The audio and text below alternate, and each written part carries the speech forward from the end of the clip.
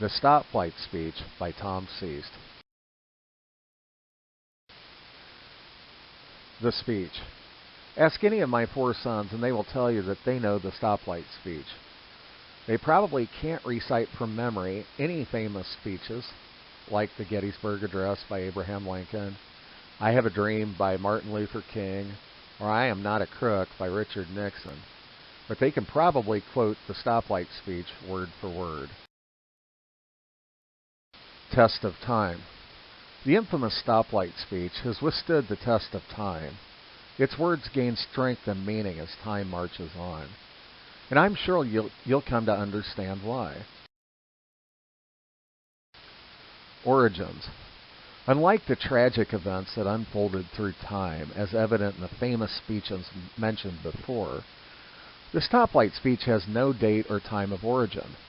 But I think my sons will agree that I'm the author of the speech and that it occurs sometime after midnight in lonely solitude at a red light somewhere in one of our Chevy Impalas in Edwardsville, Illinois.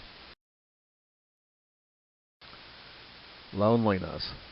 Like most great events and speeches that occur after the stroke of midnight, few were witness to its words of greatness, but the memories live on for future generations to learn from. The setting.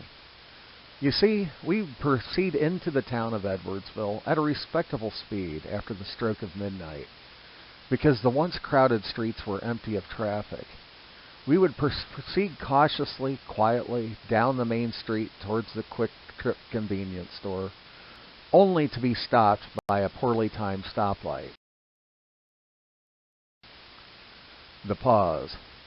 We'd have to pause for 3 or 4 minutes sometimes while we waited for the timed stoplight to turn green. And my sons would glance nervously in my direction, knowing that the telling of the Stoplight Speech was about to commence. Once they gave in and realized it was inevitable, they sat back with a smile and listened as I launched into the Stoplight Speech. The prologue.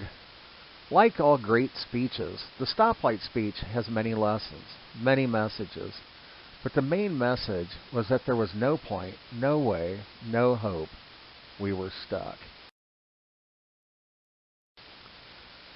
The main message. The main message goes something like this.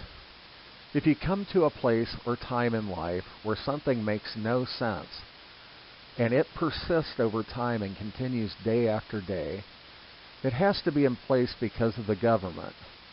Only the government can sustain the economically unsustainable, the broken, the waste into perpetuity.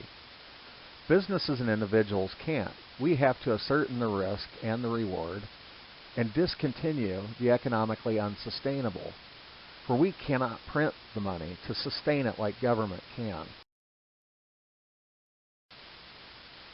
The road to nowhere. Like most government programs, my speech had no start, no finish, no defined goal, no objective other than to teach my sons the futility in trying to understand the economically unsustainable things of life, to understand their roots, their origins, and how they persist. Believe it or not, I'm not sure any of my 4 sons believed the message of the stoplight at that point in their lives, but I believe as they age, they will continue to remember the portions of the great speech delivered so eloquently, so often at those stoplights in their hometown of Edwardsville, Illinois, and they'll appreciate it.